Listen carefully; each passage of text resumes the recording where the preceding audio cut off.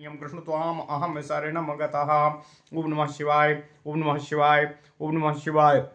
अथ श्री ब्रह्म वैवर्त पुराण चतुर्थ खंड श्री कृष्ण जन्म खंड 17वां अध्याय वृंदावन निर्माण। कलावती के साथ ब्रकभानु का विवाह।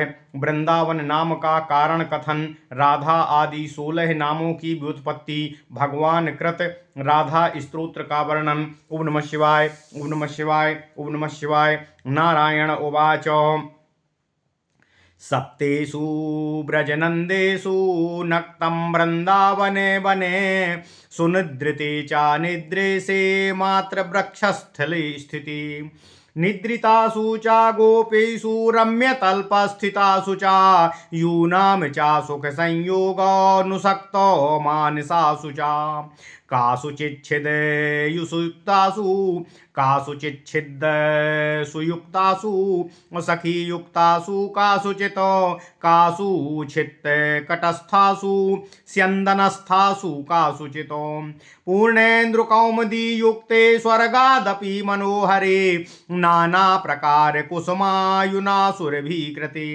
सर्वप्राणिनि निश्चेष्टे मुहूर्ते पंचमे गते तत्रा जगाम भगवान् शिल्पिनां च गुरुर्गुरुः अबिभ्रा दिव्यांशुकं सूक्ष्मं रत्नमाल्यं मनोहरं रत्नलङ्कारमतुलं श्रीमन्मकरकुण्डलम्। ओम नमः शिवाय। ज्ञानेनो वैसा वृद्धो दर्शनीयः किशोरवतो अतीव सुंदरः श्रीमान कामदेवो समप्रभः विशिष्ट शिल्प निर्गुणै सार्धम शिल्पी त्रिकोटिभिः मणिरत्नैर्हेम रत्नैर्लोहास्त्रयुतहस्तकै। ओम नमः शिवाय। ओम नमः शिवाय। ओम नमः शिवाय। आजगमुर यक्ष निकराः कुबेरो वन किंकरा स्फटिका रत्न वेशाश्च दीर्घ स्कंधाश्च केचन पद्मराग करा केचिदिंद्रनील करास्बराः केचित् श्यामंत कंकराश्चंद्रकांतो करास्त्यथा। ओम नमः शिवाय। सूर्यकांतो करास चान्ये प्रभाकर करावरा केचित् परशु हस्ताश्च लोहसार करावराः केचिच्च गंधसाराणां मनीन्द्राणां चावाहका केचित् चामरहस्ताश्च केचित् दर्पणवाहिका स्वर्णपात्र घटादीनां वाहिकाश्चैव केचन विश्वकर्मा च सामग्रीं दृष्ट्वा तु सुमनोहराम् नगरं कर्तुमारेभे ध्यात्वा कृष्णं सुभीक्षणं पंचयोजन विस्तीर्णं भारते श्रेष्ठमुत्तमं पुण्यक्षेत्रं तीर्थसारमति प्रियतमं हरे तत्र स्थानं मुमुक्षूणां परम निर्वाणकारकं गोलोकस्य च सोपानं सर्वेषां वाञ्छितप्रदं चतुष्कोटिचतुःसालं तत्रैवाति मनोहरम्। ओम नमः शिवाय। कपाट स्तंभ सोपानो सहित प्रस्तरैर्वरै चित्रपुलकित चित्रपुत्तलिका पुष्प कलशोज्वल शेखरम शैलजास्म विनिर्माण वेदि प्रांगण संयुतम शिला प्राकार संयुक्तम प्रचकाराथ लीलयाः यथोचितो बृहद क्षुद्र द्वारद्वय समन्वितम स्फाटिका औकारमणिभिर्मुदा युक्तो विनिर्ममे सोपानैर्गन्धसाराणां स्तम्भैः शङ्कुविनिर्मितैः कपाटैर्लोहंसाराणां राजितैः कलशोज्ज्वलैः वज्रसारो निर्माण प्राकारैः परिशोभितम् अकृत्वा श्रमं वल्लभानां यथा स्थानं यथोचितं वृषभानुवालयं रम्यं कर्तुमारब्धवान् पुनः प्राकार परिखायुक्तं चतुर्द्वारान्वितं परम् चारुविंशच्चतुःसालं महामणिविनिर्मितं रत्नसार विकारैश्च तूलिका निगरैर्वरैः सुवर्णकारमणिभिरारोहैरतिसुन्दरै सुवर्णकारमणिभिरारोहैरतिसुन्दरै लोहसारकपाटैश्च शोभितं चित्रकृत्रिमैः मन्दिरे मन्दिरे रम्ये सुवर्णो कलशोज्ज्वलं तदाश्रमैकदेशे च निर्जनेति मनोहरे चारुचम्पकवृक्षाणामुद्यानाभ्यन्तरे मुने सम्भोगार्थं कलावत्याः स्वामिना सह कौतुकात् विशिष्टेनो मनीन्द्रेणो चकाराट्टालिकालयं युक्तं नवभिरारोहैरिन्द्रनीलो विनिर्मितै स्थूणाक अपाटन किरैर्गन्धसार विकारजय है और अच्युच्छ्रितं मनोरम्यं सर्वतोपि विलक्षणम्। ओम नमः शिवाय, ओम नमः शिवाय, ओम नमः शिवाय। नारद उवाच कलावती चा भगवान् कस्य पत्नी मनोहरा यतनतो यद्ग्रहं रम्यं निर्ममे सुरकारुणम्। नारायण उवाच पितॄणां मानसी कन्या कमलांसां कलावती सुंदरी वृषभानस्य पतिव्रतो परायणा यस्यास्य तनया राधा कृष्ण प्राणाधिका प्रिया श्री कृष्णार्धांश संभूता तेन तुल्य चा तेजसाः यस्याश्च चरणाम्भोजरजः पूता वसुंधरा यस्यां चा सुदृढां भक्तिं संतो वाञ्छन्ति संततम्। ओम नमः शिवाय। नारद उवाच पितॄणां मानसीं कन्यां व्रजे तिष्ठन् कथं मुने मानवाहकेन पुण्येन कथमापोऽसो दुर्लभामो वृषभानुर्व्रजपतिः पुरासीत् को महामना वृषभानुर्व्रजपतिः पुरासीत् को महानहो और कस्य वाकेन तपसा राधा कन्या बभूवः। सूतवाच नारदस्य वचा श्रुत्वा महर्षिर्ज्ञानिनां वरा अप्रहस्योवाच प्रीत्या तमीतिहासं पुरातनम्। नारायण उवाच बभूवु कन्या कास्तित्रो पितॄणां मनसात् पुरा कलावती रत्नमाला मेनकाश्चाति दुर्लभाः रत्नमाला चा जनकम वारयामास कामुकीः शैलाधिपं हरेर्वंशं मेनका सा हिमालयं दुहिता रत्नमालाया अयोनि संभवा सती और श्रीराम पत्नी श्री साक्षात् सीता सत्यपरायणा कन्यका मेनकायाश्च पार्वती सा पुरा सती अयोनि संभवा सा चा हरेर्माया सनातनी सालेभे तपसा देवं हरं नारायणात्मकं कलावती सुभद्रं च मनुवंशो समुद्भवं सा च राजा हरेरंसंस्तां संप्राप्य कलावतीं मेने गुणवतां श्रेष्ठो मातमानामति सुंदरम और अहो रूपमहो वेशो महो अस्यां नयं वयः सुकोमलांगं ललितं शरतचंद्राधिकाननं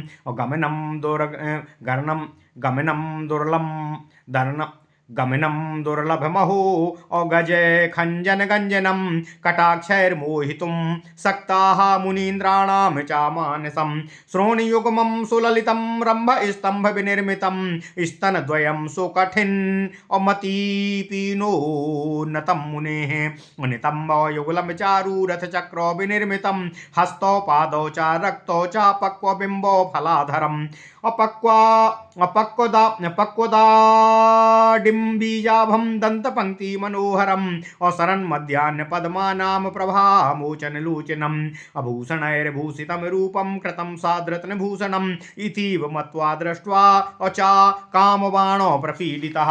ओम नमः शिवाय। दिव्यं सेन्दनमारुह्य कामुक्या सह कामुकाः क्रीडां चकार रहसि स्थाने स्थाने मनोहरे रम्यायां मलयद्रोण्यां चन्दना गुरुवायुना चारु चंपक पुष्पाणां तल्पे रथि सुखावहे मालती मल्लिकानां च पुष्पोद्यानेति पुष्पिते अपुष्पभद्रा नदी तीरे निर्जने केतकीवने पश्चिमाब्धीतटान्तः और तांटस्थ पश्चिमाब्धीतटान्तः स्थो कानने जन्तुवर्जिते नंदने मंदर द्रोण्यां कावेरी तीरजेवने शैले शैले सुरम्ये च नद्यां नद्यां नदे नदे द्वीपे द्वीपे तु रहसि सारे मे वामया सह नवसंगम संयोगाद बुद्धेनादिवानिशम् और एवं वर्ष सहस्रम तद्गतमेव मुहूर्तवतो कृत्वा विहारं सुचिरं च विरक्तो बभूवः जगामो तपसे विन्ध्य शैलं तीर्थं तया सह भारतेति प्रशंस्यं च अपुलवाहाश्रममुत्तमं तपस्तेपे नृपस्तत्र दिव्यवर्षो सहस्रकं मोक्षाकांक्षी निःस्पृहाश्च निराहारा कृशोदरा अमूर्छा माप मुनि श्रेष्ठो ध्यात्वा कृष्ण पदाम्बुजम् तद्गात्र व्याप्त वाल्मीके तद्गात्र व्याप्त वल्मीकं साध्वी दूरं चकार सा निश्चेष्टितं पतिं दृष्ट्वा त्यक्त्यं प्राणैश्च पंचभिः मांसश्रोणितरक्तिम्भं मांसशोणिततारिक्तम् अतमस्थि संसक्त विग्रहम् उच्चैरुरोध शोकार्ता निर्जने तु कलावती हे नाथ नाथेत्युजार्यं कृत्वा वक्षसि मूर्छितं बिललापो महादीनापतिव्रतो परायणा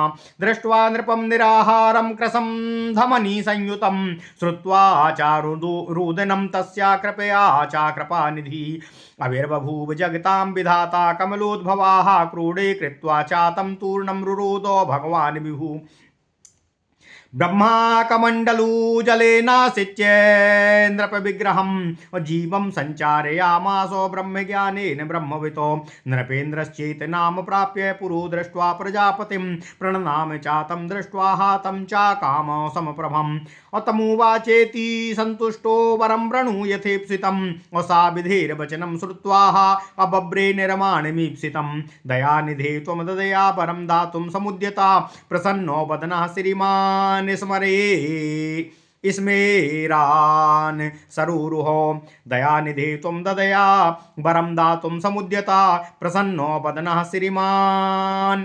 स्मेरान् सरुरुहो। ओम नमः शिवाय। कृत्वानुमानं मनसि शुष्ककण्ठोस्थितालुका तमुवाचो सती त्रस्ताः वरं दातुं समुद्यतः।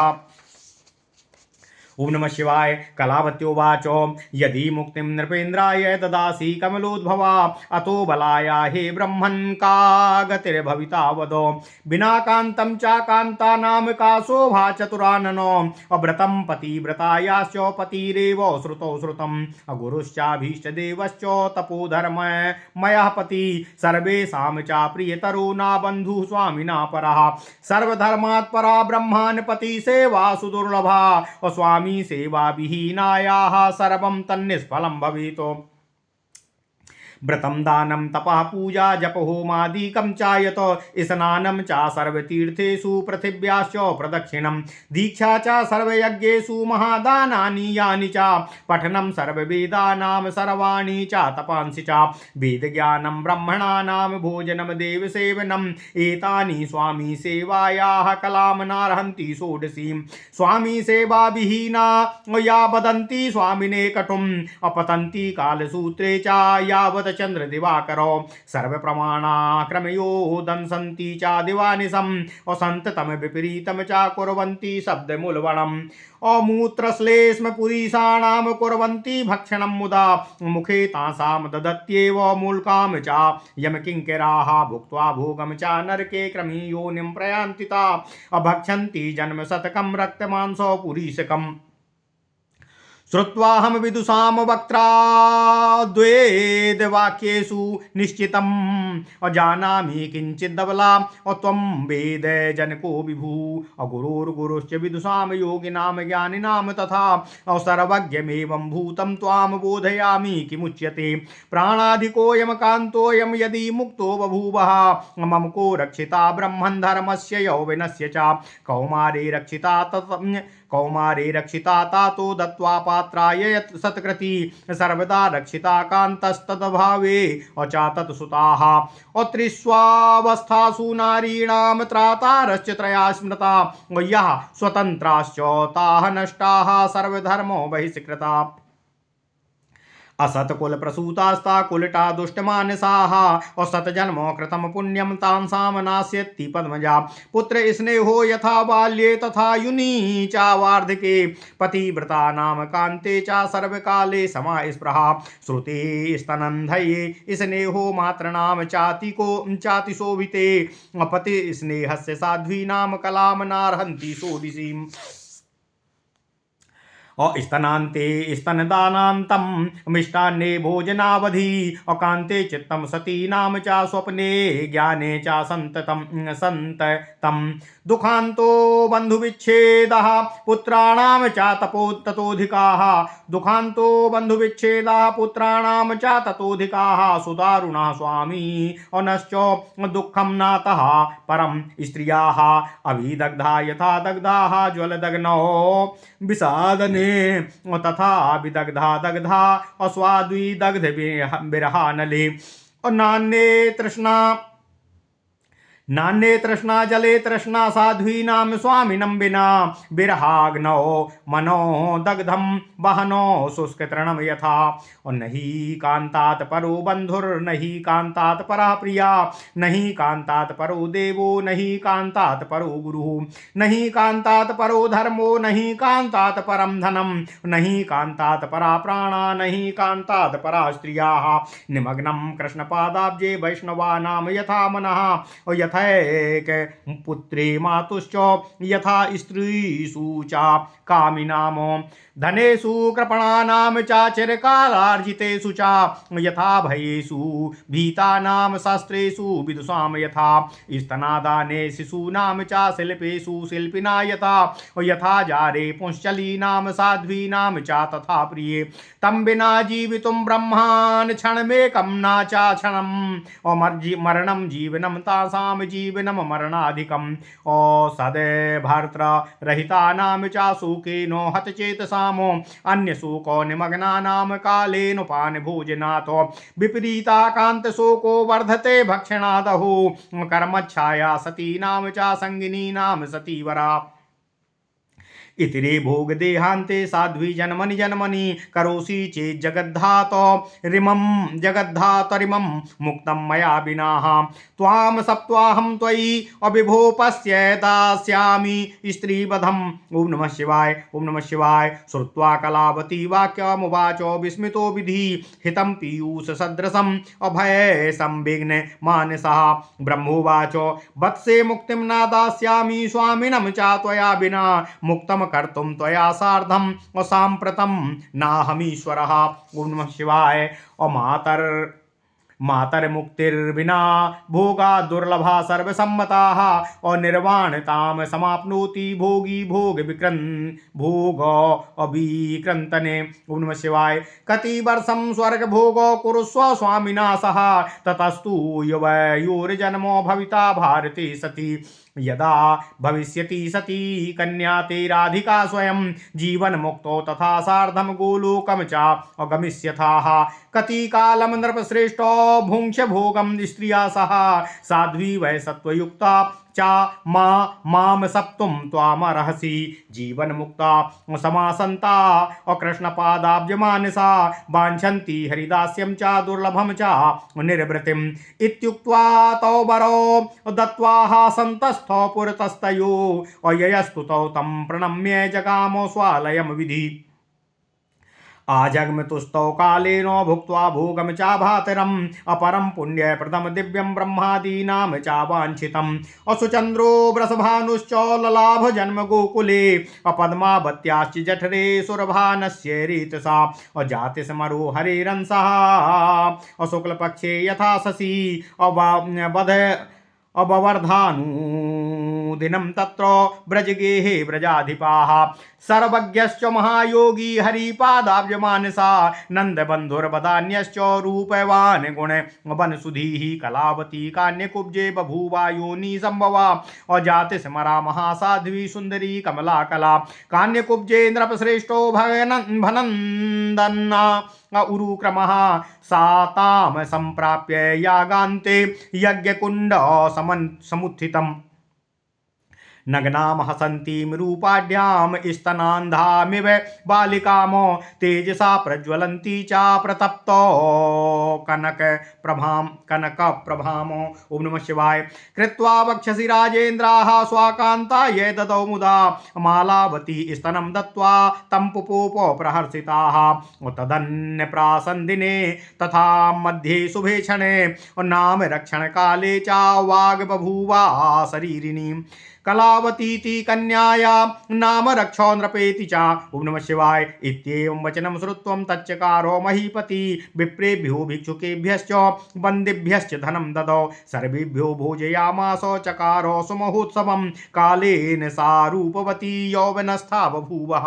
ओम नमः शिवाय ओम नमः शिवाय। ओम नमो भगवते वासुदेवाय। ओम देवकी सुत गोविंद वासुदेव जगतपते देहि मे तनियं कृष्ण त्वाम अहम शरणं गता अतीव सुंदरी श्यामा मुनि मान मोहि मोहिनी और चारु चंपक वर्णाभाः शरच्चंद्र निभानना ईषद्वास्य प्रसन्नस्याम प्रफुल्ल पद्मलोचना नितंब श्रोणी भारार्ता स्तन भाररता सती गच्छन्ति राजमार्गेण राजेन्द्र मंदगामिनी ददर्शो नंदापथितं ताम गच्छन्तीं चामुदान्विता जितेन्द्रियश्च ज्ञानी च मूर्छामाप तथापि च अत्रस्तो लोकान् पथि गतांस्तूर्णं पप्रच्छ सादरं गच्छन्ति कस्य कान्येयोमिति होवाच तं जनाः अभनन्दनस्य नृपते कन्या नाम्ना कलावती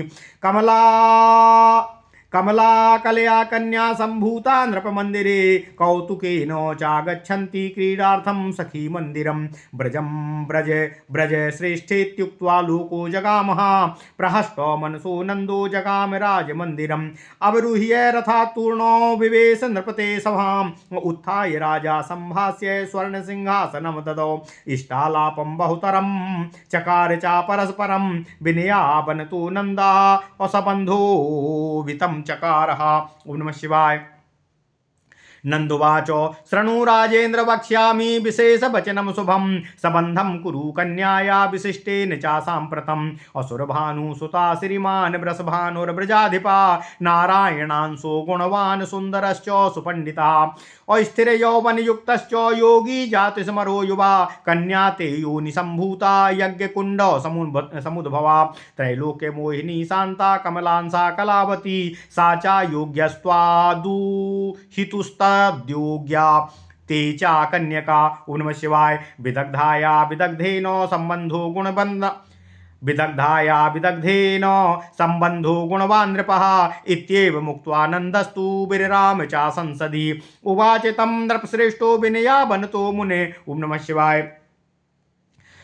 भनन्दन उवाच संबंधो हि विधिवशो नामे साध्यो व्रजाधिपा प्रजापतिर्योगकर्ता जन्मदाता हमेव च और कहा कस्य पत्नी कन्या वा और बरह को वा समाधना कर्मानुरूप फलदा सर्वेषां कारणम विधि भवितव्यं कृतं कर्म तद मोघम श्रुतौ श्रुतम अन्यथा निष्फलं सर्वमानीष्योद्यमो यथा। ओम नमः शिवाय। ओम नमः शिवाय। वृषभानुप्रिया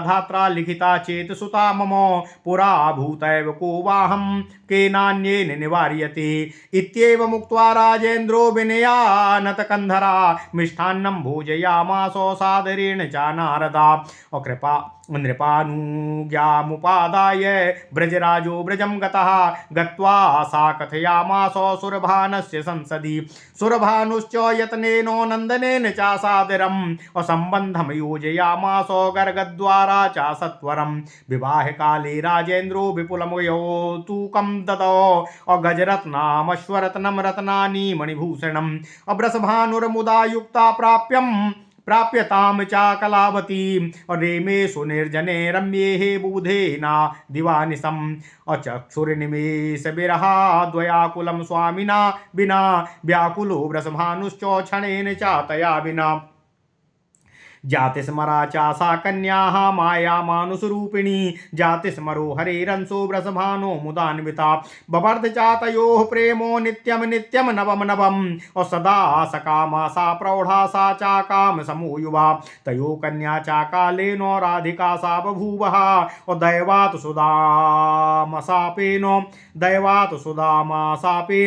और श्रीकृष्णस्याज्ञया पुरा। ओम नमः शिवाय। अयोनि संभवा सा च कृष्ण प्राणाधिका सती यस्या दर्शन मात्रेण तौ विमुक्तो बभूवतुः इतिहासश्च कथिता प्रकृतं शृणु साम्प्रतं पापेन्धनानां दाहे च ज्वलदग्नि शिखोपमः वृषभानाश्रमं गत्वा शिल्पिनां प्रवरो मुदा स्थानान्तरं विश्वकर्मा जगामो स्वागणैः सह क्रोशमात्रं स्थलं चारु मनसा लोच्य तत्त्ववितो आश्रमं कर्तुमारेभे नन्दस्य सुमहात्मनः कृत्वानुमानं बुद्ध्या च सर्वतोऽपि विलक्षणम् अपरिखाभिर्गभीराभिश्चतुर्भिः संयुतं वरं दुर्लङ्घ्याभिर्वैरिभिश्च खातिनाभिश्च प्रस्तरे पुष्पोद्याने पुष्पिताभिपरावारेषु पुष्पितैः चारु चंपक वृक्षैश्च पुष्पितैषु मनोहरैः परितो वासिताभिश्च सुगंधी वायुना मुने आम्रैर्गुडालय पनसैः खजूरैर्नारिकेलकैः और दाडिमय श्रीफलैर्भृंगैर्जम्बारैर्नगरंकरे नगरंक नगरंग कहे ओम नमः शिवाय और तुंगैराम्रात कैर्जम्बू समूहैश्च फलान्वितै कदली नाम केतकी नाम कदम्बा नाम कदम्ब कै सर्वता शोभिताभिश्च फलैस्ते पुष्पितैरहो और क्रीडार्हाभिर्निगूढ़ाभिर्वाञ्छिताभिश्च सर्वदा ओम नमः शिवाय ओम नमः शिवाय ओम नमो भगवते वासुदेवाय ओम देवकी सुत गोविंद वासुदेव जगतपते देवमितन्यम कृष्ण त्वाम अहम शरणम गतः परीखानाम रहे स्थाने चकार मार्ग मुत्तमम परीखानाम रहा स्थाने चकार मार्ग मुत्तमम दुर्गमम परवर्गाणाम रवा स्वानाम चा सुगमम सदा संकेतेन मणिस्तंभैश्चादितै स्वल्प पाथसाः और स्तंभ मीसा कृतमहो ना संकीर्णम चा विस्तृतम परिखो परिभागे चा प्राकारम सुमनोहरम धनु शत प्रमाणम चा चकाराति समुच्छितम प्रस्तरस्य प्रमाणम चा पंचविंशति हस्तकम और सिंदूराकारमणिभिर्निर्मितं चाति सुंदरम और बाह्यो द्वाभ्याम चा संयुक्तो मंतरे सप्तभिस्तथा और द्वारभिश्च सनिरुद्धाभिर्मणि सार कपाटकैः हरिन् मणिनाम कलशैश्चित्रयुक्तैर्विराजितं मणिसारो विकारैश्च कपाटैश्च सुशोभितम् स्वर्णसारो विनिर्माणा कलशोज्ज्वलशेखरं नन्दालयं विनिर्माय बभ्रामो नगरं पुनः राजमार्गश्च विविधांशो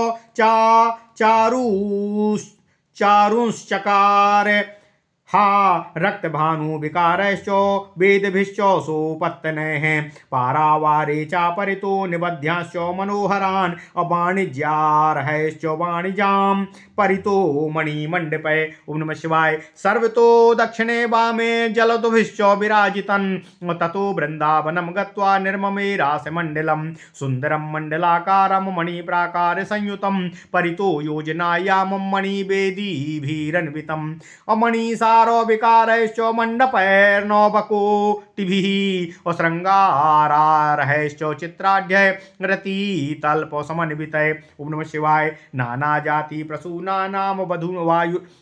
जाति प्रसूनानाम वायुना सुरभिकृतै रत्नदीपो संयुक्तै सुवर्ण कलशोज्ज्वलै पुष्पोद्याने सुपुष्पितैश्च और सरोभिश्च सुशोभितम् और रासस्थलं विनिर्माय और जगामान्यत्यस्थलं पुरः दृष्ट्वा वृंदावनं रम्यं परितुष्टो बभूवः वृंदावनाभ्यन्तरे चा स्थाने सुनिर्जने कृत्वा परिमितं बुद्ध्वा मनसा लोचयतनता विलक्षणानि रम्याणि तत्र त्रिंशद्वानानि च और राधा माधवयोरेव क्रीडार्थं चा विनिर्ममे और ततो मधुवनाभ्यासे निर्जनेति मनोहरे बटमूलो समीपे चात् सरसः पश्चिमे तटे चंपकोद्यान पूर्वायाम केतकी वनमध्यता पुनस्तयोश्च क्रीडार्थं चकारो रत्नमण्डपं चतुर्भिर्वेदिकाभिश्च परितो मति सुंदरम ओम नमः शिवाय ओम नमः शिवाय सदरत्नसार रचितैर रजितम तूलिका सतय अमूल्य रत्न रचितैर नाना चित्रेण चित्रितै कपाटैर नवभिर्युक्तो नवद्वारैर मनोहरै रत्नेन्द्र चित्रकलशैः कृत्रिमैश्च त्रिकोटिभिः परितः परितो भित्त्या मूर्ध्वं च परिशोभितं महामणीन्द्र विकृतैर्रोहैर् नवभिर्वृतम्। ओम नमः शिवाय। परितः परितो भित्त्या मूर्ध्वं च परिशोभितम् महामणीन्द्र विकृतैर्रारोहैर्नवभिर्वृतम्। ओम नमः शिवाय। सद्रत्नसार रचितो कलशोज्ज्वल शेखरम् पताका तोरणैर्युक्तं शोभितं श्वेत चामरै सर्वतः पुरतो दीप्तो दीप्तम् अमूल्य रत्न दर्पणे और धनु प्रमाण शतक मूर्ध्वामग्निशिखोपमम्। ओम नमः शिवाय। शतहस्तो प्रमाणम चा प्रस्तारम बतूलाकृतिम शोभितं रत्नतल्पैश्च तदभ्यन्तरमुत्तमम्। बहिनी शुद्धान् सुकैर्वस्त्रैर्माला जाल विचित्रितै पारिजातो प्रसूनानां माल्योपधान संयुतै अपन्दना गुरु चंदना गुरु कस्तूरी कुंकुमय सुरभिकृतम् और नव श्रृंगार योग्यश्च कामवर्धनकारिभिः मालती चंपका नामो और चपुष्पाराजीभिरन्वितं मालती चंपका नामो च पुष्पराजीभिरन्वितं और कर्पूरैश्च तांबूलय सदरत्न पात्र संस्थितै ब्रजसारेण खचितैर्मुक्ता जाल विलंबिभिः और रत्नसार घटाकीर्णं रत्नपीठे सुसंयुतं रत्नसिंहासनैर्युक्तं रत्नचित्रेण चित्रितै और रक्षितैश्चन्द्रकान्तैश्च सुभिक्तं जलबिन्दुभिः शीतवासित तो येनो संयुक्तं भोगवस्तुभिः कृत्वा रतिगृहं रम्यं नगरं च पुनर्ययो यानि येषां मन्दिराणि तन्नामानि लिलेख सः यानि येषां मन्दिराणि तन्नामानि लिलेख सः मुदा युक्तो विश्वकर्मा शिष्यैर्यक्षगणैः सह निद्रेशं निद्रितं नत्वा प्रययो स्वालयं मुने सर्वत्रैवं सुकृतिनां समस्तं भगवति कृपा नेहाश्चर्यं च नगरं बभूवे स्वेच्छया भुवि इत्येवं कथितं सर्वं हरेश चरित मंगलम् सुखदं पातकहरम् किं भूयः श्रातुमिच्छसि नारदुवाच कथं वृन्दावनं नामोकाननस्यास्य भारते व्युत्पत्तियस्य संज्ञा वा तत्त्वं वद सुतत्त्ववितो। ओम नमः शिवाय। ओम नमः शिवाय। ओम नमो भगवते वासुदेवाय। ओम देवकी सुत गोविंद वासुदेव जगत्पते देहि मे तनियं कृष्ण त्वाम् अहं शरणं गतः। सूतवाच नारदस्य वचा श्रुत्वा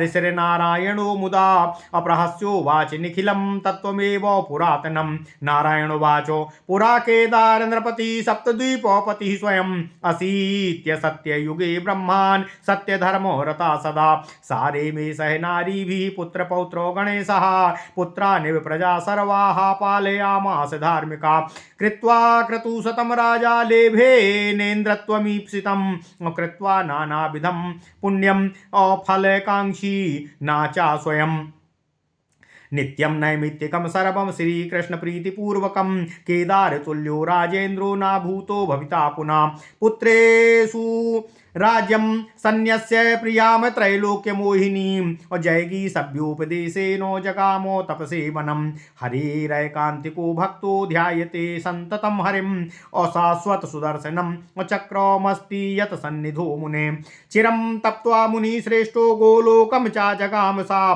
केदारम नाम तीर्थम चा और तन्नाम्ना चा बभूवः और तत्राद्यापि मृता प्राणी सद्यो मुक्तो भवे ध्रुवम और कमलांसाम तस्य कन्या नामना वृंदा तपस्विनी और नावब्रे साबरम और संचिद्योग शास्त्र विशारदा दत्तो दुर्वाससा सस्य तस्य है हरेर मंत्र सुदुर्लभा सा विरक्ता गृहं त्यक्त्वा जगामो तपसे वनम और 60 वर्ष सहस्राणि तपस्तेपे सुनिर्जने आविर्बभूव श्रीकृष्णस्तत्पुरो भक्तवत्सला प्रसन्नो वदना श्रीमान् वरं वृष्णीत्युवाचः दृष्ट्वा सा राधिकाकान्तं शान्तं सुन्दरविग्रहं मूर्छां सम्प्राप सा सद्याः कामबाणो प्रपीडिता सा च शीघ्रं वरं बभ्रे पतिस्त्वं मे भवती च ओमित्युक्त्वा च रहसि चिरं रेमे तया सह सा जगाम चा गोलोकं कृष्णेनो सह कौतुकातो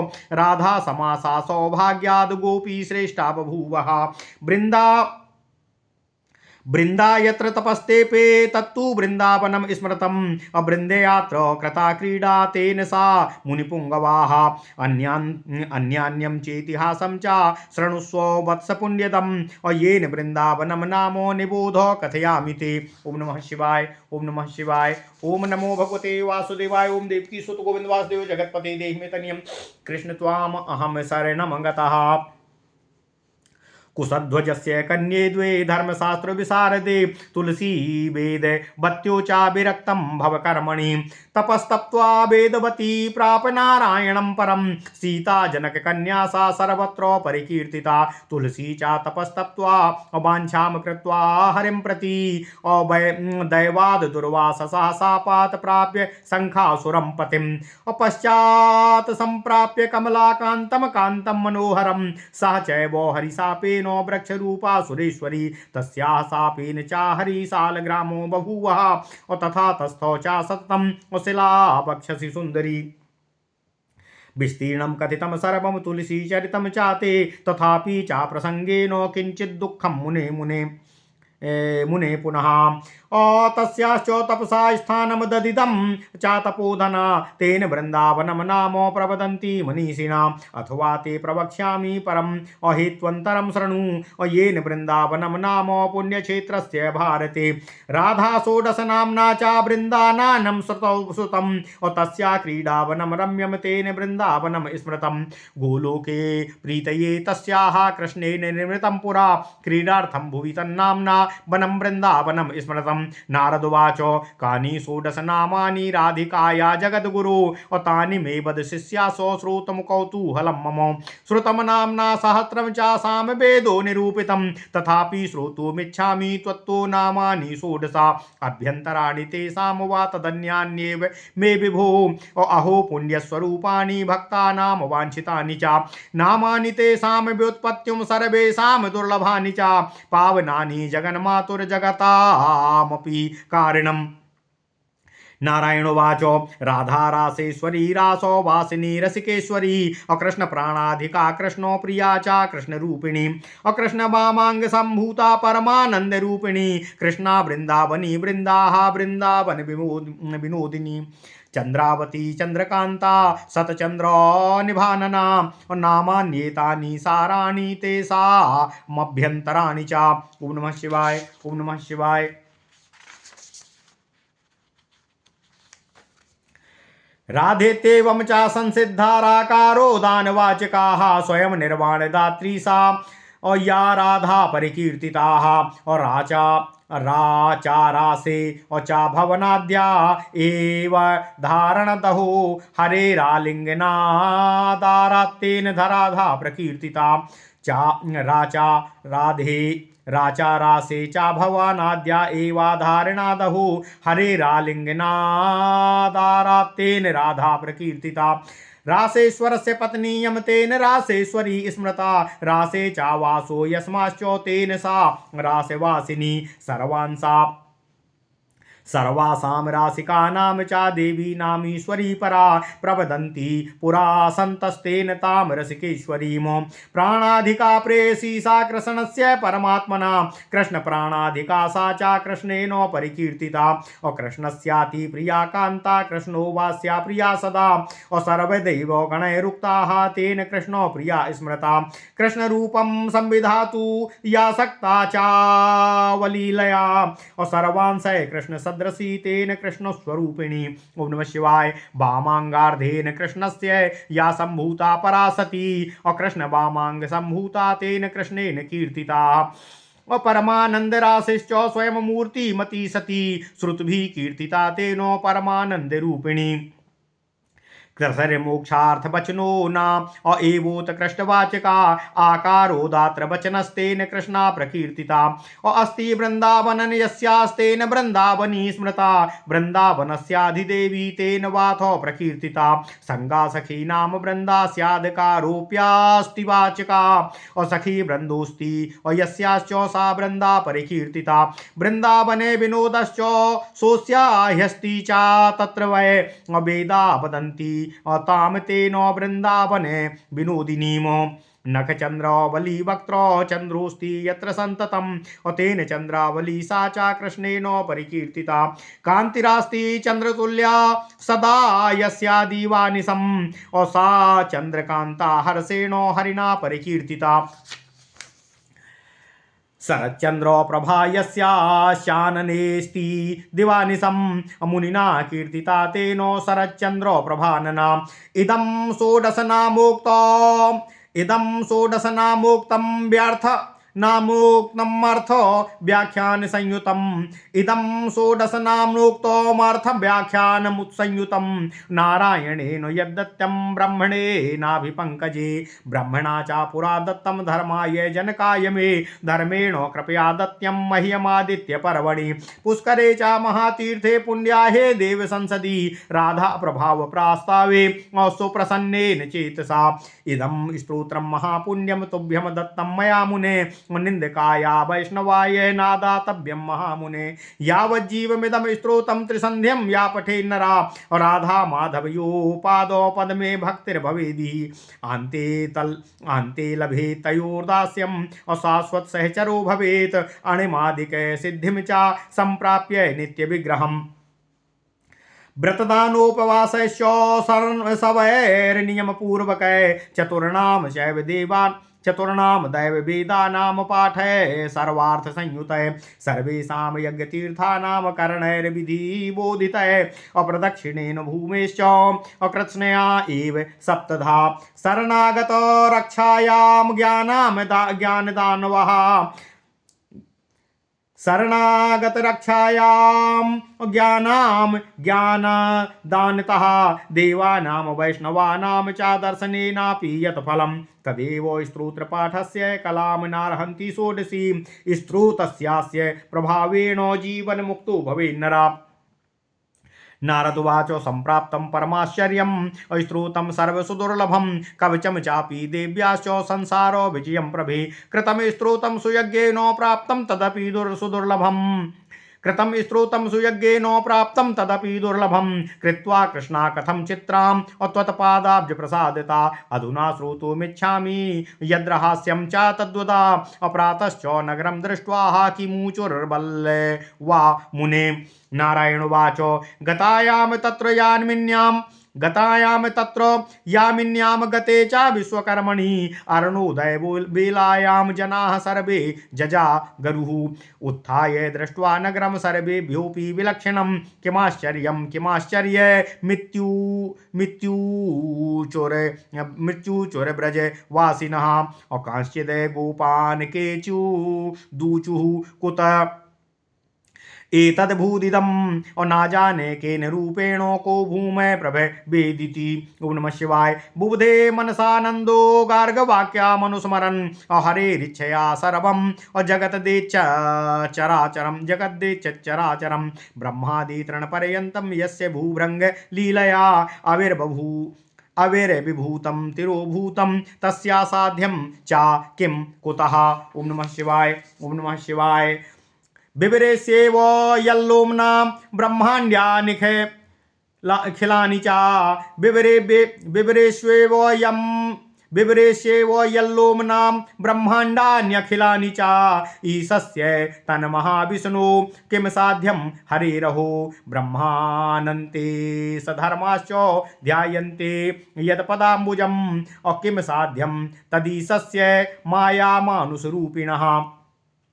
भ्रामं तन्नगरं दर्शम गृहं पाठं च नामानि सर्वेभ्यो निलयं ददौ कृत्वा सुभक्षणं नन्दो वृषभानुश्च कौतुकी चकार सा गणैः सार्धं मुदाश्रमे निवेशनम्। ओम नमः शिवाय। सर्वे वृन्दावनस्याश्च प्रसन्नो वदनेक्षणा मुदा प्रवेशनं चक्रुष्यम् अस्यामाश्रममुत्तमम्। सर्वे मुमुदरे गोपाः स्वे स्वे स्थाने मनो मनोहरे बालका बालिकाश्चैव चिक्रीडुश्च प्रहर्षिताः श्रीकृष्णो बलदेवश्च शिशुभूषः कौतुकातो क्रीडां चकार तत्रैव स्थाने स्थाने मनोहरे इत्येवं कथितं सर्वं निर्माणं नगरस्य च अबलानां वने रासो मण्डलस्य च नारदः। ओम नमः शिवाय, ओम नमः शिवाय, ओम नमो भगवते वासुदेवाय, ओम देवकी सुत गोविंद वासुदेव जगतपते देहि मे तनियम कृष्ण त्वाम अहम शरणम गतः। अथ श्री ब्रह्म वैवर्त पुराण चतुर्थ श्री कृष्ण जन्म खंड 17वां अध्याय। वृंदावन निर्माण। कलावती के साथ ब्रकभानु का विवाह। वृंदावन नाम का कारण कथन। राधा आदि 16 नामों की व्युत्पत्ति। भगवान कृत राधा स्तोत्र का वर्णन। ओम नमः शिवाय, ओम नमः शिवाय। नारायण ऋषि कहते हैं, हे नारद, जब एक समय रात में जब ब्रजवासी तथा नंदराज आदि शयनरत हो गए, तब भगवान श्री कृष्ण की माता की गोद में निद्रा मग्न हो गए। उस समय मनोहर सैया पर शयन करती गोपियां कामोन्मत्ता होकर अपने प्रियतम के साथ सुखपूर्वक रमण करते करते निद्रा मग्न हो गईं। किसी गोपी ने शिशु को अपनी गोद में लेटाया तो कोई सखियों से सटकर सो गईं, कोई छकड़ा गाड़ी पर तो कोई रथ पर सो गईं। सबके निद्रित हो जाने पर पूर्णिमा के चंद्रमा ने चारों ओर अपनी किरणों का विस्तार कर दिया। इससे वृंदावन क्षेत्र स्वर्ग से भी मनोहर प्रतीत होने लगा। नाना प्रकार के पुष्पों की गंध वहां की वायु द्वारा अपनी सुरभि बिखेरने लगी। उस समय सभी प्राणी रात्रि के कारण निश्चेष्ट से हो गए। जब रात्रि का 5वां मुहूर्त भी अतीब हो गया, तभी शिल्पी गण के गुरु ने भी परम गुरु भगवान विश्वकर्मा वहां पर आए। उन्होंने अपने दिव्य तथा सूक्ष्म वस्त्र धारण किए हुए थे। उनके कंठ में मनोहर माला, कानों में मकराकृति कुंडल लटक रहे थे। वे नाना रत्ना अलंकारधारी थे। वस्तुतः वे ज्ञान में तथा आयु में भले ही वृद्ध थे, तथापि देखने में उनकी आयु किशोर अवस्था ही प्रतीत हो रही थी। वे अत्यंत सुंदर, शोभायुक्त तथा कामदेव के समान प्रभावशाली लग रहे थे। विश्वकर्मा वहां पर 3 करोड़ निपुण शिल्पियों के साथ आए थे। उन सब के हाथ में मणि, रत्न, स्वर्ण रत्न तथा निर्माण में प्रयुक्त होने वाले लौह औजार थे। इसी बीच वहां कुबेर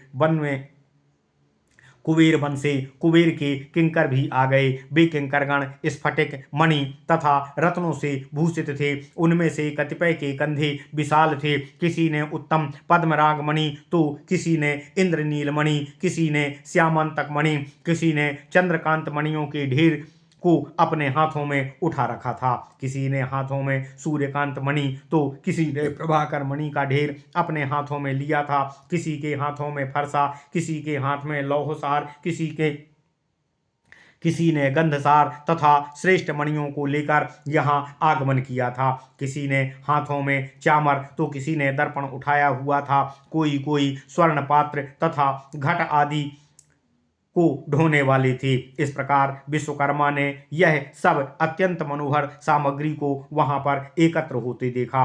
अंततः विश्वकर्मा जी ने शुभ दृष्टि वाले भगवान श्री कृष्ण का मन में ध्यान करके वहां नगर निर्माण कार्य प्रारंभ कर दिया। वह भारत का उत्तम तथा श्रेष्ठ नगर 5 योजन विस्तृत था। वह पुण्य क्षेत्र तीर्थों का सारभूत तथा भगवान श्रीहरि को अत्यंत प्रियतर लगता है। यही स्थान मुमुक्ष लोगों की निर्माण मुक्ति का कारण स्वरूप सभी को वांछित तथा गोलोक के समान स्वरूप वाला कहा गया है। यह तीर्थ सभी को उनकी मनोकामना प्रदान करता है। यहाँ विश्वकर्मा ने 4 कमरों वाले 4 कोटि भवनों का निर्माण किया, जिसके कारण यह नगर अत्यंत मनोहर प्रतीत होने लगा। यहाँ प्रस्तर के सोपान के साथ कपाट स्तंभ भी बनाया गया। यह नगर विशाल कपाट स्तंभ तथा सोपानों से अतीव मनोहर लगता था। वहां चित्रों की पुतलियों बनी हुई थीं। पुष्प कलश भवनों के शिखर भाग पर लगे हुए थे, जिससे वह भाग अत्यंत उज्ज्वल प्रतीत होने लगा था। हे नारद, विश्वकर्मा ने नगर को पर्वतों के पत्थरों से बनी नाना वेदियों तथा प्रांगणों से युक्त कर दिया था। खेल खेल में विश्वकर्मा ने वहां शिलामय चहार दीवार प्रभृति का निर्माण कर दिया था। वह संपूर्ण नगर पत्थर की दीवार तथा उत्तम परकोटों से बेष्टित था। इस नगर के भवनों में छोटे बड़े 2 दरवाजे भी थे। अत्यंत मुदित मन से विश्वकर्मा ने स्फटिक मणियों से इन नगरों को बनाया था। यहाँ चंदन के सोपान, शंकु तथा स्तंभ, लौहसार द्वारा कपाट, रजत से उज्ज्वल कलश तथा वज्रसार से निर्मित दीवार से नगर अत्यंत ही शोभायमान लग रहा था। विश्वकर्मा ने एवं विध गोपगण के निवास हेतु यथोचित ग्रह यथा स्थान निर्मित किए। तदनंतर वे वृषभानु का रम्य भवन बनाने लगे। इस भवन की चारों दिशा में 4 दरवाजे थे। चतुर्दिक दीवार तथा खाई बनी हुई थी। हे नारद, इस वृषभानु ग्रह में 4 कक्ष वाले 20 भव्य भवन बनाए गए थे। यह ग्रह महामूल्य मणियों से बनाया गया था। रत्नसार से बनी उत्तम तूलिकाओं से स्वर्णकारों ने मणियों द्वारा अत्यंत सुंदर नाना सोपान बनाए थे। इस ग्रह के कपाट लौहसार से बने थे। कृत्रिम चित्र लग जाने से वृषभानु ग्रह अत्यंत शोभायमान हो रहा था। प्रत्येक भवन स्वर्ण कलश लगने से अति उज्ज्वल लग रहा था। उस ग्रह के रम्य मनोहर चंपा वृक्षों के उद्यान से अंतर्गत वाले निर्जन क्षेत्र में कलावती तथा उसके पति के निवासार्थ विश्वकर्मा ने कौतूहलप्रद एक अट्टालिका का निर्माण विशेष प्रकार की श्रेष्ठ मणियों से किया था। उस अट्टालिका की 9 सीढ़ियां इंद्रनील मणि निर्मित थीं। खंभे चंदन की लकड़ी के लगे हुए थे। वह भवन कपाट से अधिक उच्च तथा मनोरम था। वह सबसे विलक्षण लग रहा था। हे नारद, नारद जी कहते हैं, हे प्रभु, हे नारायण देव, विश्वकर्मा ने जिसके रम्य ग्रह का निर्माण इतने यत्न से किया था, वह कलावती कौन थी, किसकी पत्नी थी? कृपया यह विवरण अपने श्री मुखारविंद से मुझे सुनाने की कृपा करें। नारायण ऋषि कहते हैं, हे नारद, कमला के अंश से जन्मी कलावती पितरों की मानसी पुत्री थी, अर्थात उनसे मन उत्पन्न थी। वह सुंदरी वृषभानु की पत्नी पतिव्रता परायणा थी। उसकी ही पुत्री कृष्ण को प्राणों से भी अधिक प्रिय राधा थी। ये राधा कृष्ण के अर्धभाग से ही उत्पन्न हुई थीं। वे कृष्ण के तुल्य ही तेजस्वी थीं। राधा की चरण धूलि के कणों से यह धरती पवित्र हो गई है। संतगण उनकी ही दृढ़ भक्ति की सदा कामना करते हैं। नारद कहते हैं, साधुगण जिनकी सुदृढ़ भक्ति प्राप्त करने की सदा कामना करते हैं, ब्रज में निवास करने वाले मनुष्य वृषभानु के किस पुण्य फल से उन राधा को पुत्री रूपेण प्राप्त कर लिया? ब्रजपति वृषभानु पूर्व जन्म में कौन थे? किस तपस्या के फलस्वरूप उन्होंने राधा को पुत्री रूप में प्राप्त किया था? सूत जी कहते हैं, हे ज्ञानी प्रवरो, महर्षि नारायण ने नारद का वाक्य सुनकर हंसते हुए प्रसन्न होकर नारद से प्राचीन इतिहास कहा। नारायण देव कहते हैं, पूर्व काल में पितरों की 3 मानसी कन्या जन्मी थीं। उनके नाम हैं कलावती, रत्नमाला और मेनका। इनमें से रत्नमाला के काम के वशीभूत होकर जनक राज का पति रूप में से वर्ण कर लिया था। रत्नमाला ने काम के वशीभूत होकर जनक राज का पति रूप से वर्ण कर लिया था। मेनका ने हरि के अंश रूप हिमवान को पति रूप वर्ण कर लिया था। रत्नमाला की ही कन्या अयोनि संभवा श्री राम की पत्नी साक्षात लक्ष्मी स्वरूपा सत्यपरायणा देवी सीता हैं। मेनका की कन्या पार्वती हैं, जो पूर्व जन्म में दक्ष पुत्री सती हुई थीं। वे अयोनि संभवा सनातनी विष्णु माया हैं। उन्होंने तपबल से नारायणात्मक भगवान शिव का वर्ण पति रूप में किया था। कलावती ने मनु वंशोत्पन्न राजा सुचंद्र का वर्ण पति रूप से किया था। राजा सुचंद्र ने कलावती को पत्नी रूप से पाकर तथा स्वयं को पुण्यवानों में श्रेष्ठ जानकर यह विचार किया कि यह कलावती तो आश्चर्यजनक रूपवती तथा मनोहर वेशभूषा वाली है। यह नव यौवन कोमल सुंदर अंगों वाली तथा सर्दीय चंद्र को भी अधिक सुख देने वाली है। सर्दीय चंद्र से भी कहीं अधिक मुख वाली है। इसकी मदमत्त दुर्लभ गति ऐसी है जो गज एवं खंजन की चाल को भी लज्जित कर दे। यह अपनी वक्र चितवन से तो मुनि प्रवरगण को भी चित्त को मोहित कर सकने में सक्षम है। इसकी जांघें तो कदली वृक्ष के स्तंभ की शोभा को भी लज्जित कर देने वाली प्रतीत होती हैं। इसके स्तनद्वय अत्यंत कठोर, स्थूल तथा उन्नत हैं। इस कलावती के नितंब रथ चक्रवत मनोहर हैं। हथेली एवं पैर के तलवे रक्त वर्ण के हैं। इसके अधरोष्ट पक्व बिंब फल के समान लालिमा युक्त हैं। दंत पंक्ति पक्व दाड़िम अर्थात अनार फल के दानों के समान मन का हरण करने वाली सुशोभनीय है। इसके दोनों नेत्र तो शरत कमलोत्पन्न मध्याह्न में खिले हुए कमल की कांति का हरण करते हुए प्रतीत हो रहे हैं। यह भूषणों से भूषित तथापि लगता है कि यही भूषणों को अपनी रूप छटा से विभूषित कर रही हो। कलावती का यह रूप देखकर राजा सुचंद्र अत्यधिक कामोन्मत्त हो गया।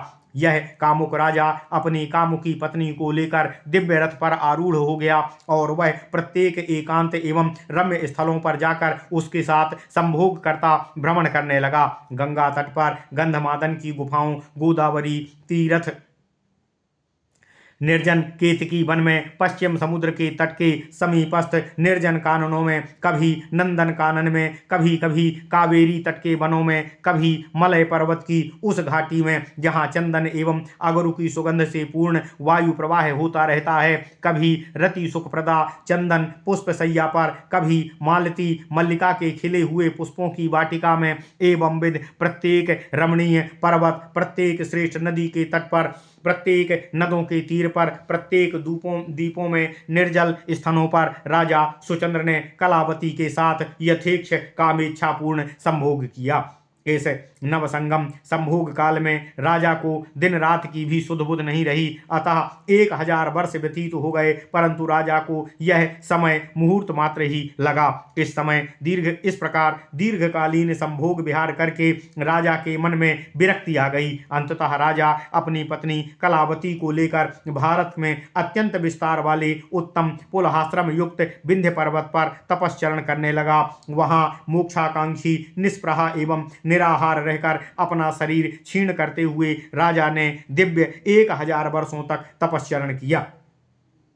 राजा कृष्ण के चरण कमलों का चिंतन करते हुए तप कर रहे थे। इस प्रकार तप करते करते कृश शरीर ध्यान मग्न राजा एक बार मूर्छित होकर गिर गए। राजा का शरीर दीर्घकालीन तप करते करते दीपकों की भांति बाबी से भर गया। वह सब उसकी पतिव्रता स्त्री कलावती ने झाड़ पोंछ कर हटाया, तथापि उसने देखा कि पति का शरीर 5 प्रकार की प्राणवायु से शून्य हो गया है। इतना क्रश है कि मांस रक्त भी उसमें संचरित नहीं हो रहा है। राजा का शरीर मात्र अस्थि एवं चर्म मात्र रह गया है। राजा की यह स्थिति देखकर वह पतिव्रता कलावती उस जनशून्य प्रदेश में उच्च स्वर से रोदन करने लगी। वह पतिव्रत परायण तथा महादीना हो गई। कलावती अपने पति के वक्ष पर गिरकर हे नाथ करती हुई रुदन करने लगी। राजा निराहार तप कर रहा था। कलावती ने देखा कि वह इतना क्रश अर्थात दुबला हो गया है कि केवल उसकी धमनियां ही चर्म पर झलक रही हैं। उसका रुदन सुनकर उसके प्रीति कृपालु होकर कृपानिधि जगत विधाता कमल जन्मा ब्रह्मदेव ने वहां प्रकट हुए।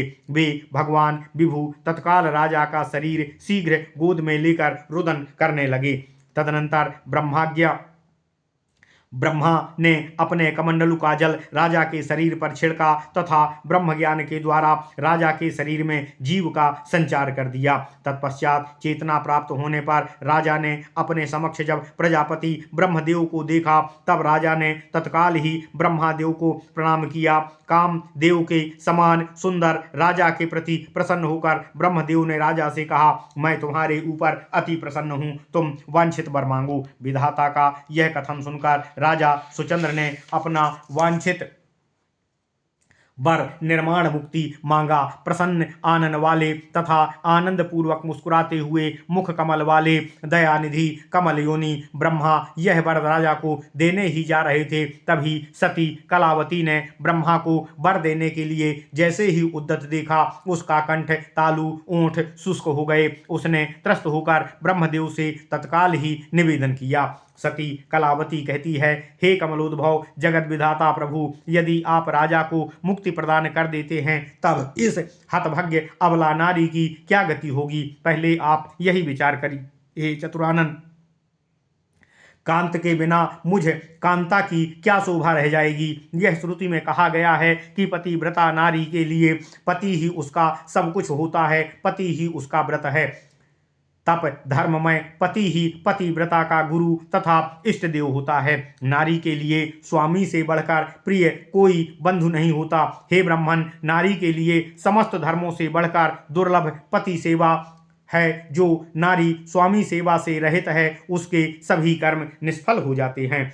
व्रत, दान, तप, जप, होम, सर्व तीर्थ, स्नान, पृथ्वी प्रदक्षिणा, दीक्षा, यज्ञ कार्य, विविध महादान, वेद पाठ, तपस्या, वेद ज्ञान, ब्राह्मण भोजन, देव सेवा प्रभृति सभी धर्म कृत्य, ये सभी मिलकर पति सेवा की तुलना में उसका 16वां अंश भी नहीं होते हैं। जो स्त्रियां पति सेवा नहीं करती, स्वामी से कटु वाक्य कहती हैं, ऐसी हतभागिनी नारियां कालसूत्र नरक में चंद्र सूर्य के रहने तक निवास करती हैं। जब तक वहां उसका सर्प जैसे कीटगण रात दिन डसके रहते हैं।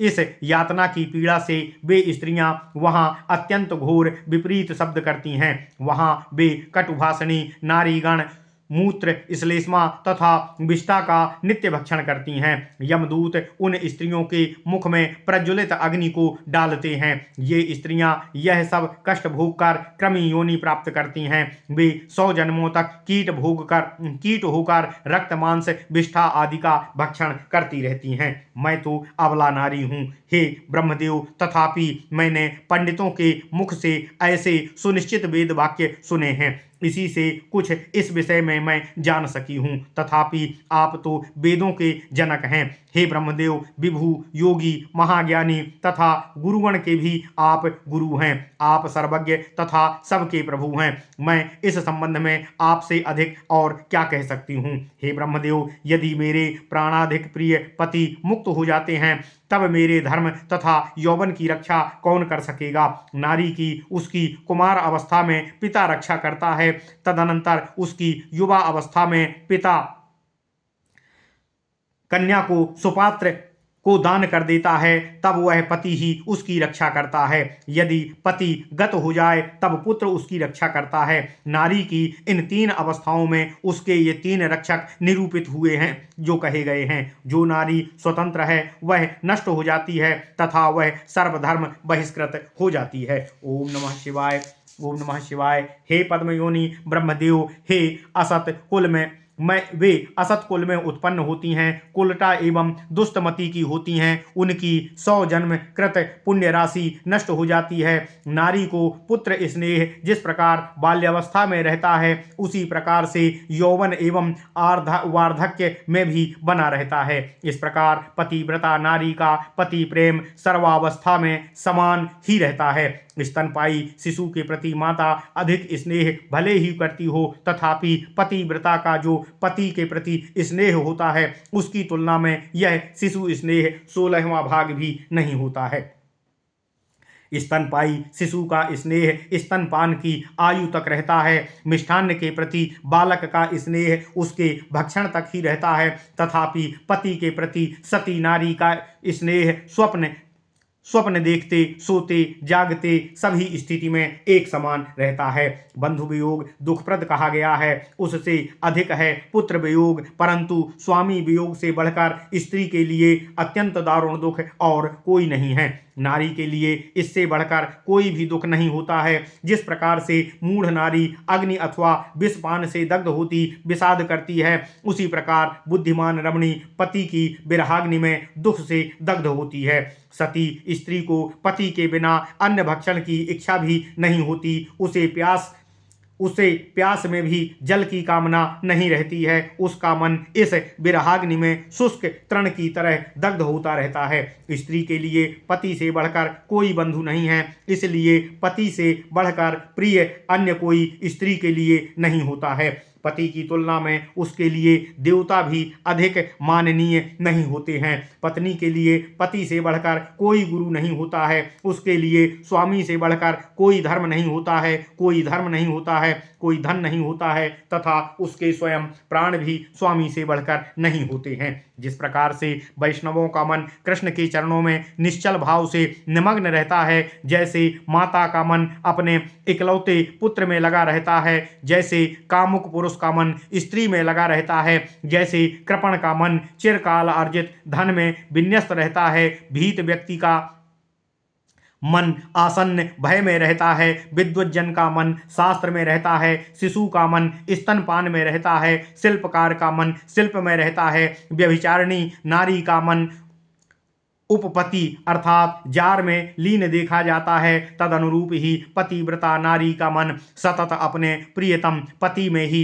निमग्न रहता है। हे ब्रह्मदेव, सती नारी के लिए अपने उत्तम स्वामी के वियोग में अपना शोक संतप्त हृदय लेकर जीवित रहने की अपेक्षा मरण को अधिक सुखकर कहा गया है। ऐसे हालात में मृत्यु भी जीवन की तुलना में अधिक श्रेयस्कर लगता है। उसके लिए जीवित रहना मृत्यु से भी अधिक क्लेशदायक हो जाता है। अन्य बंधु आदि हेतु वियोग जनित शोक तो क्रमशः पान भोजन आदि से समाप्त हो जाता है, तथापि पति शोक की तो अलग ही बात है, वह तो भोजन पान से और बढ़ता है। साध्वी नारी कृतकर्म तथा छाया ये सभी चिरजीवी हैं, इनमें भी साध्वी स्त्री श्रेष्ठ तथा प्रधान है।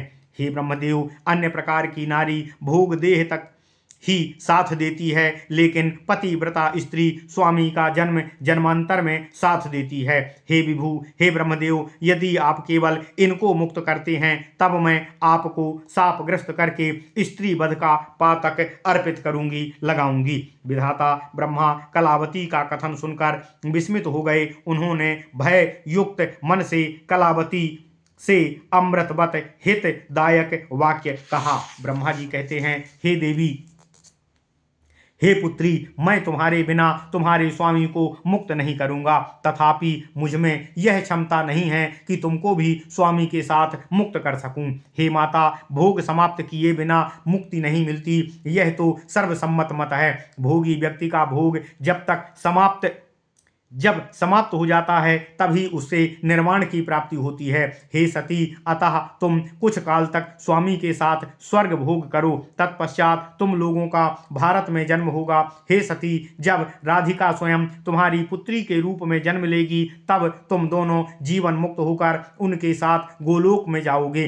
हे नृपप्रवर, तुम अपनी पत्नी के साथ कुछ समय भोग विषयों का उपभोग करो। साधुजन सत्वगुण संपन्न होते हैं, तुम्हारी सत्वगुण संपन्ना पत्नी मुझे शाप देने योग्य नहीं है। भगवान श्री कृष्ण के चरण कमलों में सतत मन लगाए रहने वाले संतजन प्रभु का दुर्लभ दासत्व चाहते हैं, उनको निर्वाण की कामना नहीं रहती। यह कहकर ब्रह्मा जी ने उन पति पत्नी को वरदान दे दिया तथा ब्रह्मा राजा एवं कलावती के सामने स्थित हो गए। ब्रह्मा को प्रणाम करके राजा और रानी स्वर्ग में प्रस्थान कर गए। तदनंतर ब्रह्मा जी भी अपने स्वधाम को चले गए।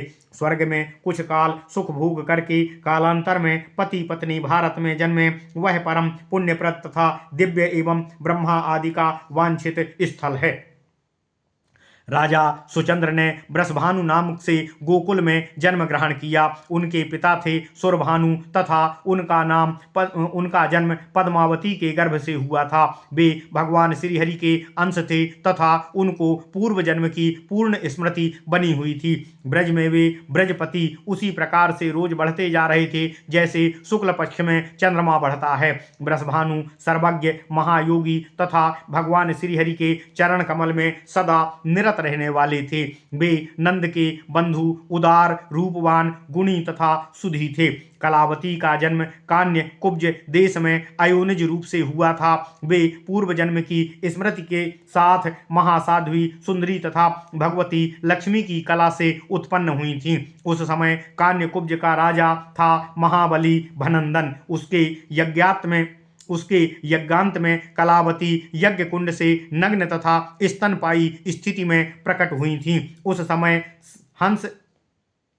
उस समय वह हंस रही थीं तथा तपाए स्वर्ण की प्रभा वाले वर्ण की थीं तथा इस कांति से प्रदीप्त हो रही थीं। राजा भनंदन ने उसे वक्ष से लगा लिया तथा मुदित मन से वह बालिका अपनी पत्नी को प्रदान कर दिया। रानी मालावती ने अत्यंत हर्षित होकर उसे स्तनपान कराया तथा उसका पालन पोषण करने लगी। जब शुभ बेला में राजा तथा समागत सज्जनों की उपस्थिति में बालिका का अन्नप्राशन एवं नामकरण संस्कार हो रहा था, तभी अशरीरी वाणी वहां सुनाई दी।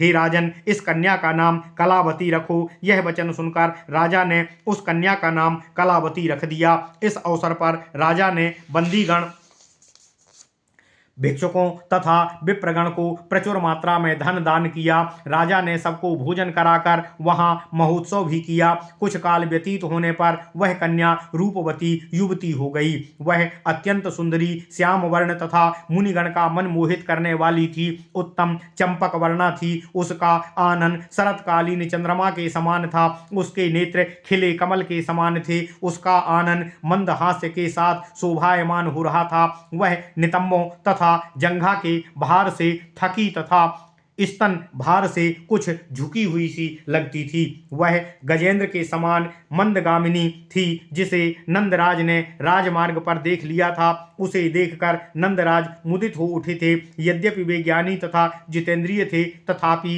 इस रूपवती को देखकर वे मूर्छित से उठे। तब उन्होंने संकोच पूर्वक पथिकगण से सादर यह प्रश्न किया कि यह जो कन्या जा रही है, यह किसकी पुत्री है? तब लोगों ने कहा, यह राजा भनंदन की पुत्री कलावती है। यह लक्ष्मी की कला से नृप मंदिर में जन्मी है। यह अपनी असंख्य सखियों के साथ क्रीड़ार्थ उत्सुकता पूर्वक उनके यहाँ जा रही है। हे ब्रजेश, अब आप ब्रज चले जाएं। यह सुनकर नंद प्रसन्नता के साथ राजा के भवन में गए तथा रथ से उतरकर वहां की राजसभा में उन्होंने प्रवेश किया। राजा भनंदन नंदराज को देखते ही उठा तथा नंदराज से कुशल वार्ता करके उनको स्वर्ण सिंहासन पर बैठाया। बहुत देर तक अनेक वांछित वार्ता उन दोनों ने किया। तत्पश्चात विनयावत नंद ने भनंदन से कहा। नंदराज कहते हैं, हे राजेंद्र, मैं एक शुभ तथा विशेष बात आपसे कहने जा रहा हूं, उसे सुनिए। आप अपनी कन्या का संबंध एक विशिष्ट पुरुष से करें। ब्रजाधिप सुरभानु के पुत्र श्रीमान ब्रसभानु नारायण देव के अंश से उत्पन्न हैं, गुणी हैं, सुंदर हैं तथा उत्तम पंडित और ज्ञानी हैं। वे स्थिर यौवन से युक्त योगी तथा पूर्व जन्म की स्मृति वाले हैं। आपकी कन्या अयोनि संभवा तथा यज्ञ कुंड से प्रादुर्भूत हुई है। कलावती त्रैलोक्य को मोहित करने वाली शांत लक्ष्मी के अंश से उत्पन्न कन्या है। यह कन्या ब्रसभानु के ही योग्य है तथा ब्रसभानु आपकी कन्या के योग्य हैं। हे नृप, बुद्धिमान का संबंध गुणी के साथ उचित होता है। यह सभा में कहकर नंदराज मौन हो गए। हे मुनि, तब विनयावत होकर राजा भनंदन ने कहा। राजा भनंदन नंदराज से कहते हैं, हे ब्रजराज, यह वैवाहिक संबंध विधाता के अधीन है। इस विषय में मेरी कोई क्षमता नहीं है। प्रजापति ही यह मिलन कराने वाले हैं। मैं तो मात्र जन्मदाता हूँ। इस संसार में कौन किसकी पत्नी तथा कौन किसकी पुत्री है, कौन व्यक्ति किस नारी का आत्मसाधक है, साधन युक्त पति है, कर्मानुसार फल सबको देने वाला विधाता ही इन सब के कारण हैं। कृत कर्म का फल अवश्य ही प्राप्त होता है। यह कथन कदापि निष्फल नहीं जा सकता। यही बात श्रुति द्वारा भी मैंने सुनी है। यदि ऐसा नहीं होता, तब अक्षम व्यक्ति के उद्यम के समान सभी निष्फल हो जाता। अर्थात अनाधिकारी का उद्यम जैसे विफल होता है, तदनुरूप सभी कर्म निष्फल हो जाते हैं। यदि कलावती के अदृष्ट में ब्रह्मा ने ब्रसभानु को प्रिया होना लिखा है, ब्रसभानु की प्रिया होना ही लिखा है, तब तो यह कार्य पहले से ही संपन्न हो गया जाने। ऐसी स्थिति में उसमें हस्तक्षेप करने वाला मैं कौन हो सकता हूँ तथा ब्रह्मा की लिपि को कौन अन्यथा कर सकेगा। हे नारद, नारायण ऋषि कहते हैं, यह कहकर राजा ने विनयावत होकर नंदराज को सादर मिष्ठान्न भोजन कराया। इसके पश्चात ब्रज प्रवर नंद राजा से आज्ञा लेकर ब्रज चले गए। वे वहां सुरभानु की सभा में आए तथा उनसे कान्यकुब्ज में घटित समस्त वृत्तांत को कह सुनाया।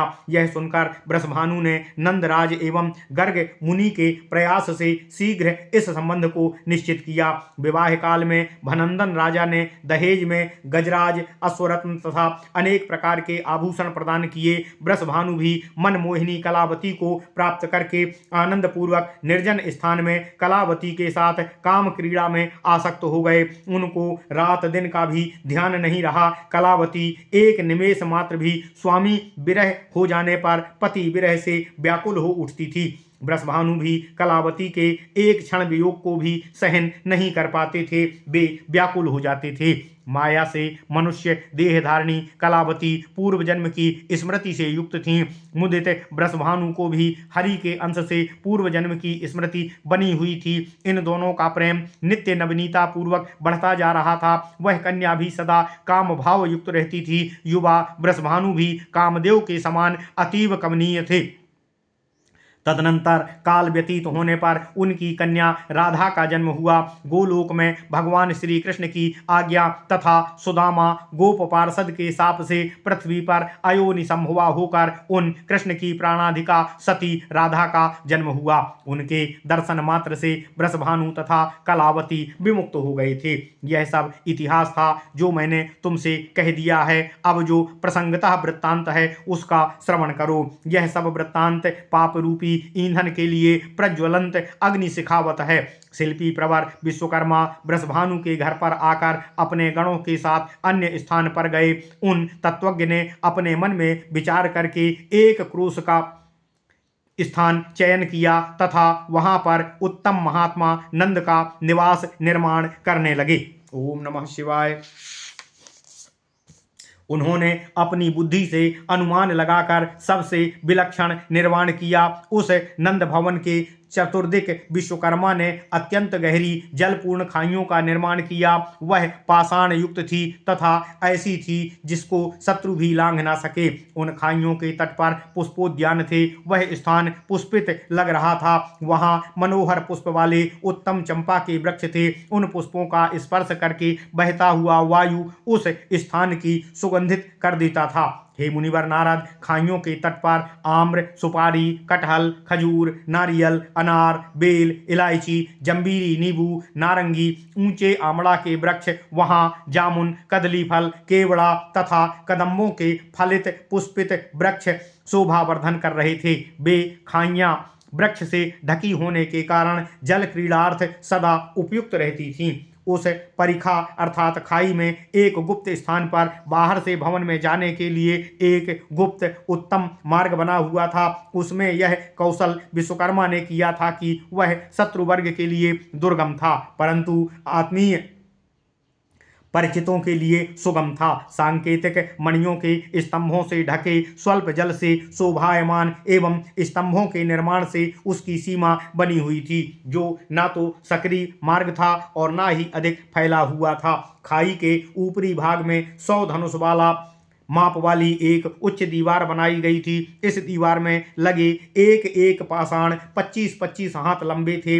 यह दीवार सिंदूराकृति मणि द्वारा अत्यंत सुंदर रूप से बनी हुई थी। इस दीवार के बाहर 2 द्वारों पर उत्तम मणियों से निर्मित कपाट लगे थे। अंदर के मणियों के सार भाग से निर्मित द्वारों पर 7 कपाट लगाए गए थे।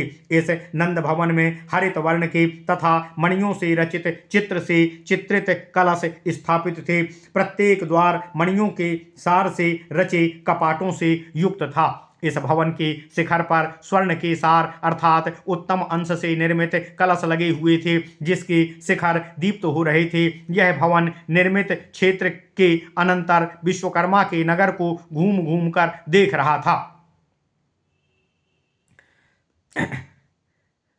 रक्तभानु मणि की वेदियों तथा उत्तम पत्तनों से राजपथ समूह अत्यंत मनोहर शोभापूर्ण हो गए थे। इस राजमार्ग के दाहिनी तथा बाईं ओर वणिकों के व्यवहार के लिए उपयोगी उज्ज्वल मणिमंडपों का निर्माण विश्वकर्मा ने किया था। इन मणिमंडपों का प्रकाश राजमार्ग पर फैलता था। वह नगरी के चतुर्दिक बना था। तदनंतर विश्वकर्मा ने वृंदावन जाकर सुंदर वर्तुलाकार मणियों की दीवार से युक्त रासमंडल का निर्माण किया तथा उससे चतुर्दिक विश्वकर्मा ने एक एक योजन दीर्घ मणि वेदिका का निर्माण किया। उन्होंने इस रासमंडल में मणियों के सार से श्रृंगार सुखोपभोग युक्त मनोहर चित्रों से चित्रित रतिशय्या समन्वित 9 करोड़ मंडप बनाए। वे रासमंडल की शोभा का वर्धन कर रहे थे।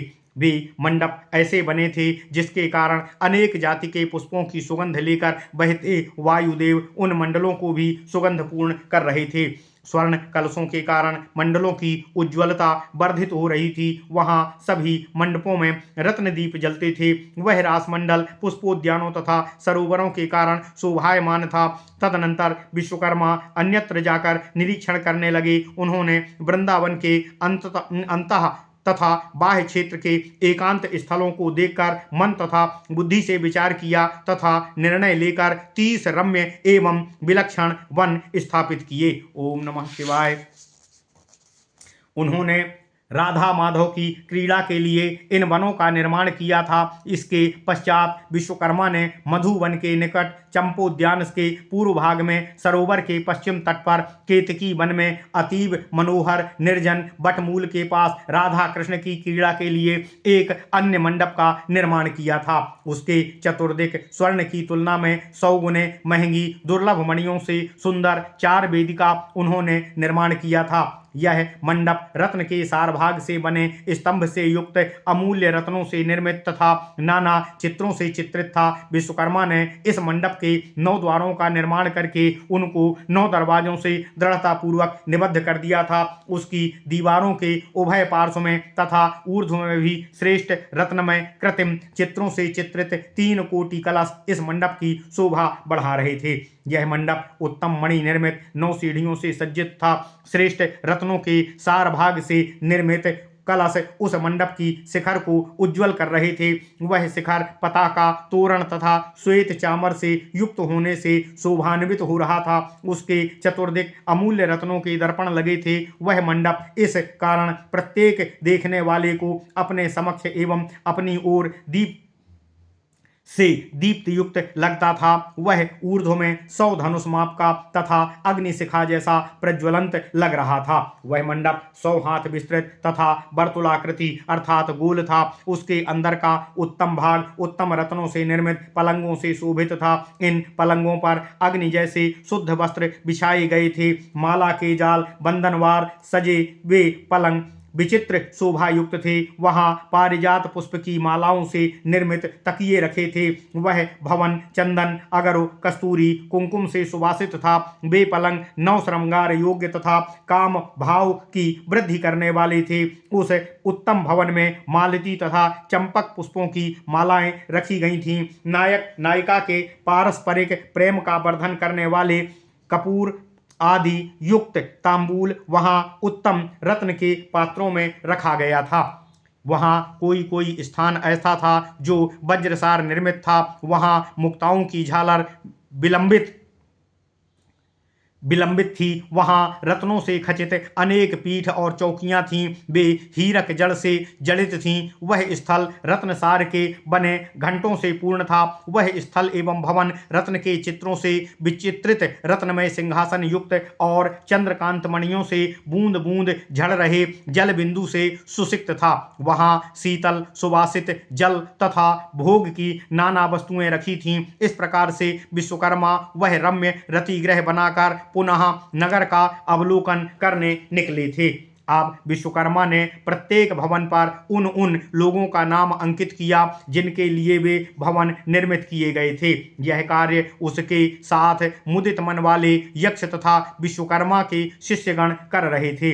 हे मुनि प्रवर, हे नारद, इस प्रकार कार्य संपन्न करके विश्वकर्मा ने निद्रेश भगवान श्री कृष्ण की उस निद्रित अवस्था में प्रणाम किया तथा अपने गृह वापस चले गए। जो सुकृति है उसको भगवत कृपा से सर्वत्र सुख लाभ होता है। यहाँ कोई आश्चर्य ना करें, क्योंकि भगवान श्रीहरि प्रभु की इच्छा से ही ऐसे नगर का निर्माण किया गया था। हे नारद, मैंने इस प्रकार हरि का मंगलमय चरित्र आपको सुना दिया। यह सुखप्रद तथा पापों का हरण करने वाला है। आप क्या सुनने की कामना है? नारद देव कहते हैं, हे देवर्षि, ये सुतत्वज्ञ इस वन का नाम वृंदावन क्यों रखा गया? इसकी व्युत्पत्ति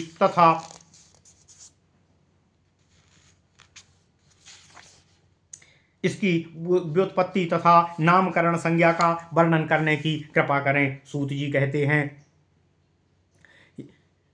नारद जी का कथन सुनकर नारायण ऋषि ने मुदित होकर हंसते हुए समस्त पुरातन तत्व का वर्णन नारद से करने लगे।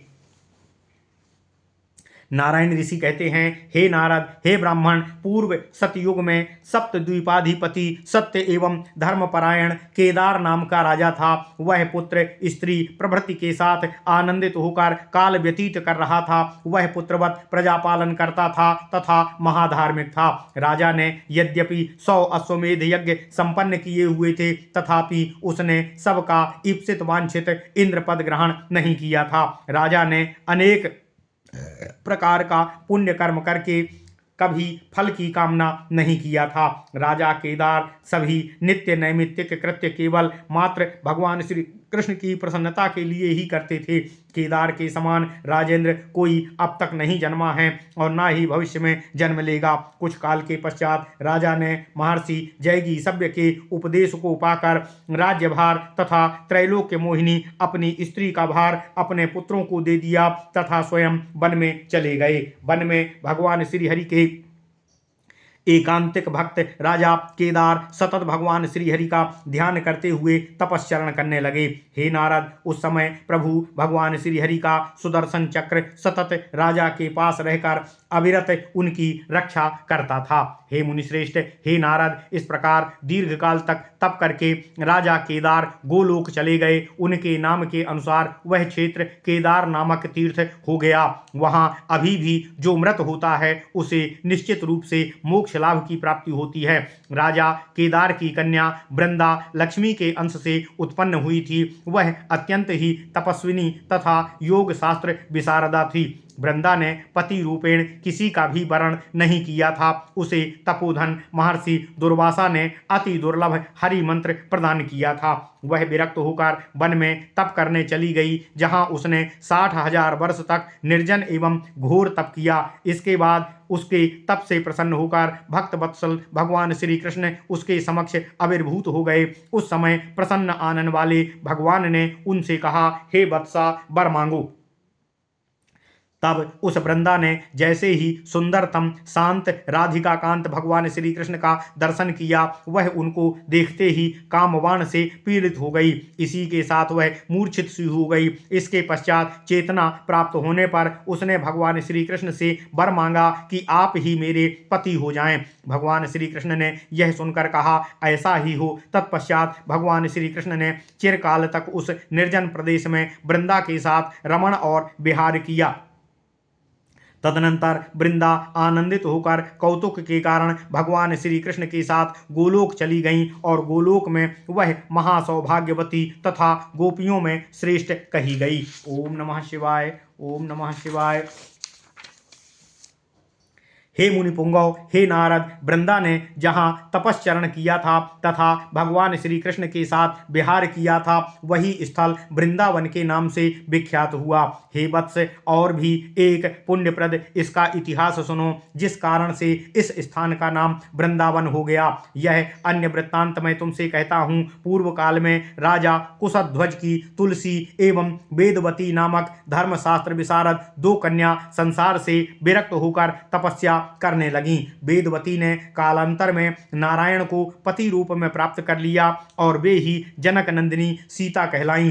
तुलसी ने भी भगवान श्रीहरि को पति रूप से पाने की कामना करके तप किया था, परंतु दैवात दुर्वासा ऋषि के शाप के कारण उसे पति रूप में शंखासुर मिला। लेकिन कालक्रम से उसने पुनः मनोहर कमलाकांत को पति रूप में प्राप्त कर लिया। ये सुरेश्वरी तुलसी ही हरि भगवान श्री हरि के साप से वृक्ष रूपा हो गई थीं। इन तुलसी के साप के कारण हरि भी शालिग्राम शिला रूप हो गए थे।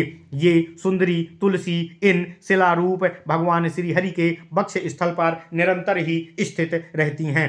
तथापि प्रसंगवत उसे पुनः संक्षेप में मैंने कहा है।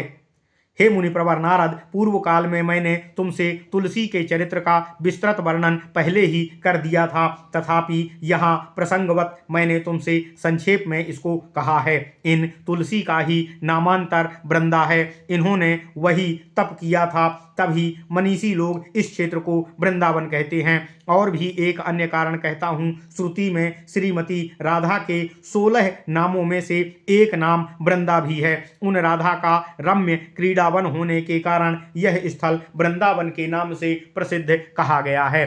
पूर्व में भगवान श्री कृष्ण ने देवी राधा की प्रसन्नता हेतु गोलोक में वृंदावन का निर्माण किया था। पुनः भूतल पर भी राधा की क्रीड़ा हेतु यह वृंदावन उन्होंने स्थापित किया था, तभी यह वन वृंदावन कहलाया है। देवर्षि नारद कहते हैं, हे नारायण देव, राधिका के भी 16 नाम क्या हैं? हे जगत गुरु, उनको अपने इस शिष्य से सुनाने की कृपा करें। मैंने सामवेद में निरूपित राधा के 1000 नामों को तो सुना है, तथापि आपसे इन 16 नामों को सुनने की कामना है। हे विभु, हे नारायण देव, भक्तगण हेतु वांछित ये राधा के 16 नाम सामवेदोक्त 1000 नामों में से ही हैं अथवा अन्य हैं, यह जानने की मुझे कामना है। ये नाम पुण्यमय तथा भक्तों के लिए अभीष्ट हैं। इन नामों की व्युत्पत्ति सबके लिए दुर्लभ है। जगन माता के ये 16 नाम अत्यंत पवित्र तथा जगत के कारण रूप ही हैं। नारायण देव कहते हैं, हे नारद, राधा के सारभूत नाम ये हैं यथा राधा, रासेश्वरी, रासवासिनी, रासिकेश्वरी, कृष्ण प्रिया, कृष्ण प्राणाधिका, कृष्ण स्वरूपिणी, कृष्ण वामांग संभूता, परमानंद रूपिणी, कृष्णा, वृंदावनी, वृंदा और वृंदावन विनोदिनी, चंद्रावती, चंद्रकांता, सतचंद्राभिनानना, सत्यचंद्र निभानना। हे मुनि प्रवर, यह 16 नाम भी सामवेदोक्त राधा सहस्त्र नाम के ही अंतर्गत हैं। ओम नमः शिवाय, ओम नमः शिवाय। राधा नाम में रा दंतवाचक तथा धा निर्माणवाचक कहा गया है। जो स्वयं निर्वाण दान करती हैं वे राधा हैं। रा रासवाचक है, धा धारणार्थवाचक है। जो दूर से अथवा निकट से भगवान श्रीहरि का आलिंगन करे वे राधा हैं। वे रासेश्वर कृष्ण की पत्नी हैं, अतः रासेश्वरी तथा रास में सदा रत निवास करने के कारण वे रासवासिनी हैं। वे समस्त रसिक देवीगण की उत्तम अधीश्वरी हैं, तभी उनको पूर्व काल में संतगण रासिकेश्वरी कहा गया है। वे परमात्मा भगवान श्री कृष्ण की उनके प्राणों से भी बढ़कर प्रेयसी हैं, तभी उनको कृष्ण प्राणाधिका कहा गया है। वे भगवान श्री कृष्ण की अतीव प्रिया कांता हैं तथा उनको भगवान श्री कृष्ण सदा प्रिय हैं, तभी समस्त देवता उनको कृष्ण प्रिया कहते हैं। वे लीला क्रम में भगवान श्री कृष्ण रूप धारणी हैं तथा वे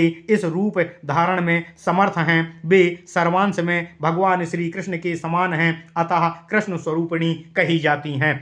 सर्वश्रेष्ठतम पतिव्रता राधा भगवान श्री कृष्ण के वामांश से संभूता हैं। भगवान श्री कृष्ण ने स्वयं उनको कृष्ण वामांसा संभूता कहा है, तभी उनका यह नाम प्रसिद्ध हुआ है। वे सती राधा स्वयं मूर्तिमती परम आनंद की राशि हैं, तभी वे वेद में इनको परमानंद रूपिणी कहा गया है। कृष का अर्थ है मोक्ष, णा का अर्थ है उत्तमार्थ है, आ का अर्थ है दान। ये उत्तम मोक्ष प्रदान करने वाली हैं, अतः राधा को कृष्णा कहा गया है। जिनका यह वृंदावन है अथवा जो वृंदावन की अधिष्ठात्र देवी हैं, उनको लोग वृंदावनी कहते हैं। वृंदा का तात्पर्य है सखियों का समूह, आ का तात्पर्य है जिनका यह सखी समूह है, अतः वे वृंदा कहलाती हैं। विनोद का अर्थ है आनंद, तभी वृंदावन में देवी को अधिक विनोद अर्थात आनंद लाभ होता है। इसी कारण राधा को वेद वृंदावन विनोदिनी कहते हैं। राधिका का मुख चंद्र तथा नख चंद्र अवली युक्त है, तभी कृष्ण उनको चंद्रावली कहते हैं। ओम नमः शिवाय।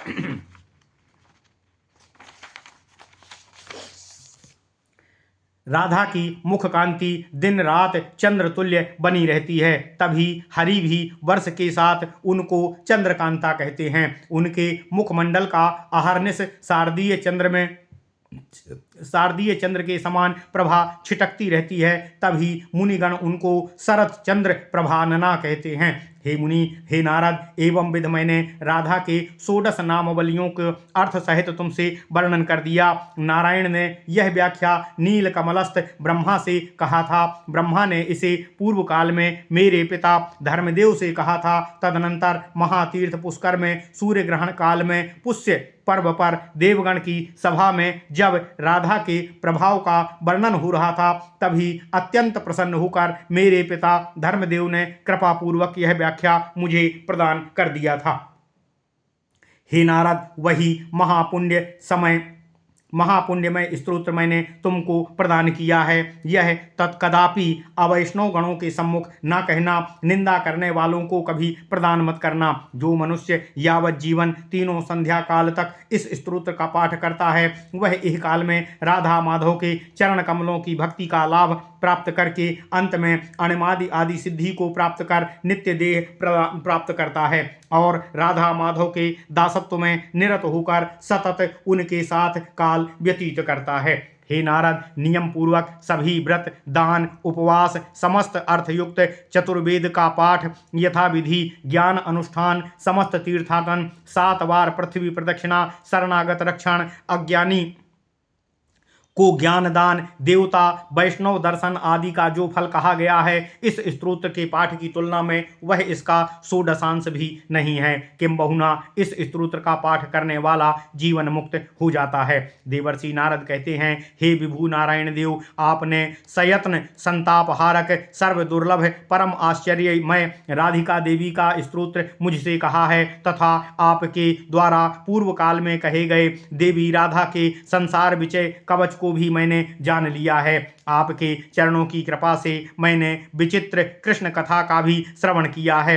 अब उनके रहस्य को सुनने की इच्छा है। प्रातःकाल शयन से उठने पर विश्वकर्मा रचित नगर को देखकर गोपगण एक दूसरे से क्या कहा, हे मुनि पर वह सब वृत्तांत मुझे सुनाने की कृपा करें। श्री नारायण देव कहते हैं, हे नारद, रात्रि विगत हो जाने पर जब विश्वकर्मा जी उस स्थल का भवन निर्माण करके चले गए, तब अरुणोदय काल में सभी ब्रजवासी शयन से सोकर उठे। उस समय उन्होंने स्वर्ग से भी उत्तम नगर को देखकर कहा, आश्चर्य है। कोई गोप अन्य गोप से कहने लगे, किसने यह सब बना दिया? धरती पर ऐसी क्षमता वाला कौन है? तभी नंद को गर्ग का कथन स्मरण हो आया। उन्होंने मन से जान लिया कि भगवान श्री हरि की इच्छा से भ्रूभंग मात्र से ब्रह्मा से लेकर तृण पर्यंत यह चराचर जगत आविर्भूत होता है तथा अंततः तिरोहित हो जाता है। ऐसे प्रभु के लिए असाध्य क्या हो सकता है? जिन भगवान श्री हरि के प्रति रोमकूप में अखिल विश्व ब्रह्मांड विराजमान हैं, ऐसे महाविष्णु के भी नियंता भगवान श्री हरि के लिए असाध्य क्या हो सकता है? ब्रह्मा, अनंत महेश्वर तथा धर्म आदि जिनके चरण कमलों का सदा ध्यान करते हैं, उन माया मनुष्य रूपधारी उनके अंश के लिए असाध्य क्या हो सकता है? गोपराज नंद ने यह विचार करके उस नगर में पुनः पुनः भ्रमण किया तथा सभी भवनों पर जिनका जिनका नाम लिखा था वह पढ़कर उन व्यक्ति को वह भवन प्रसाद प्रदान किया। इसके पश्चात नंदराज तथा वृषभानु ने विस्मय पूर्वक चित्त से शुभ क्षण का विचार करके गणों तथा आत्मीयों के साथ प्रसन्नता पूर्वक उस भवन में प्रवेश किया। इसी सभी वृंदावन निवासी लोगों ने अपने अपने नामांकित गृह में प्रवेश किया। सभी का मुखमंडल तथा नयन युगल आनंदित था। सभी गोपगण अपना अपना मनोहर निवास पाकर सानंद थे। मैंने समग्र नगर निर्माण हेतु वृत्तांत तुमसे कह दिया। हे नारद, वहाँ बालक बालिकाएं आनंदित होकर क्रीड़ा करने लगे। भगवान श्री कृष्ण बलराम भी कौतुकपूर्ण चित्त से शिशुगण के साथ रासमंडल में मनोहर स्थानों में तथा वहाँ के वनों में क्रीड़ारत हो गए। ओम नमः शिवाय। इति श्री ब्रह्मवैवर्त महापुराणे श्री कृष्ण जन्म खंडे नारद नारायण संवादे वृंदावन नगर वर्णनम नाम सप्तदशो अध्यायः। ओम नमः शिवाय। ओम नमः शिवाय। ओम नमो भगवते वासुदेवाय। ओम देवकी सुत गोविंद वासुदेव जगतपते देहि में तनियम कृष्ण त्वाम अहम शरणम गतः।